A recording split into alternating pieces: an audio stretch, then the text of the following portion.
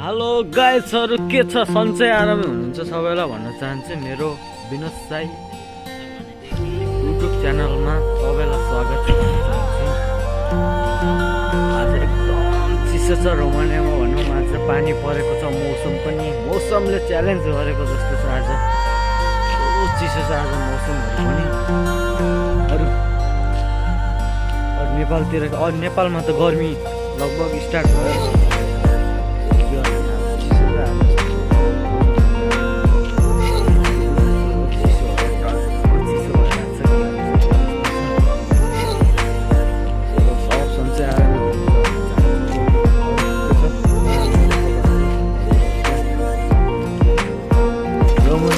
त्यही हो साथीहरू, के चिसो छ,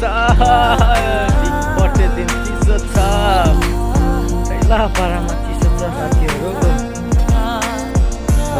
अझ नयाँ आउने साथीहरूलाई रोमानियामा वेलकम छ। आउँदै हुनुहुन्छ नेपालदेखि लगभग यस्तै छ।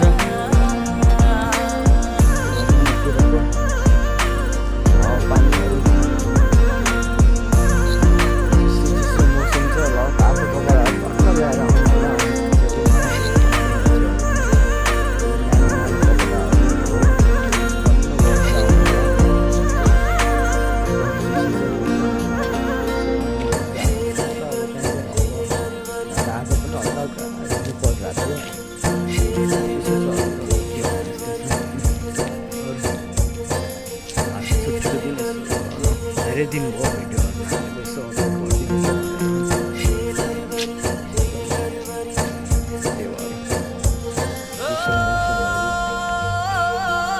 अरू इन्टरभ्यूको लागि के कस्तो छ आजभोलि हरियाली छ भने मौसमहरू बवाल छ भने आजको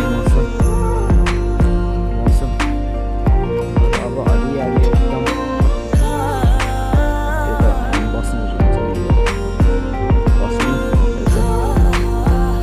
फ्रिजहरू भनौँ सबै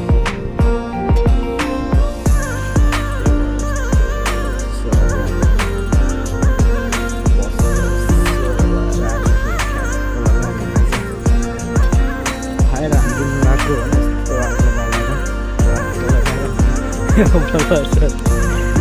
चट्ट लगाएर यस्तो खाएर हानिदिनु लाग्छ। चिसो मौसमले च्यालेन्ज गरेको अवस्था।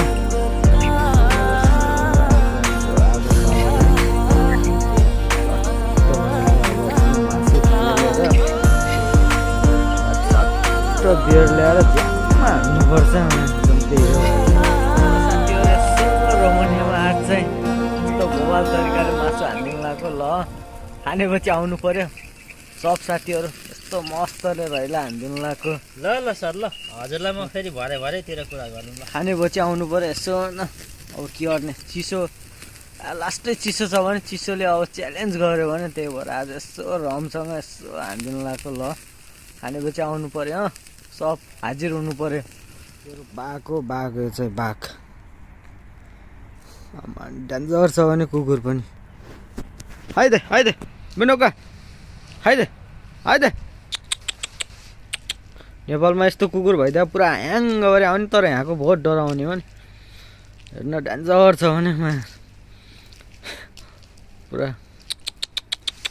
हाइदे बिनोका साथीहरू। अब नयाँ आउनु लागेको मान्छेहरू के अब कस्तो केही कुराहरू सोध्न चाहनुहुन्छ भने मैले जाने बुझेको जति मैले सेयर गर्न सक्छु।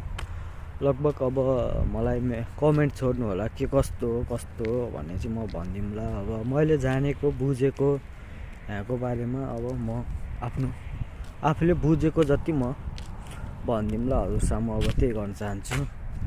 त्यही हो, अब सकेसम्म त अब म त नहुनु भन्छु। अब किनकि अब 8-10 लाख रुपियाँ दिएर आएर कामै छैन भन्न चाहन्छु म त।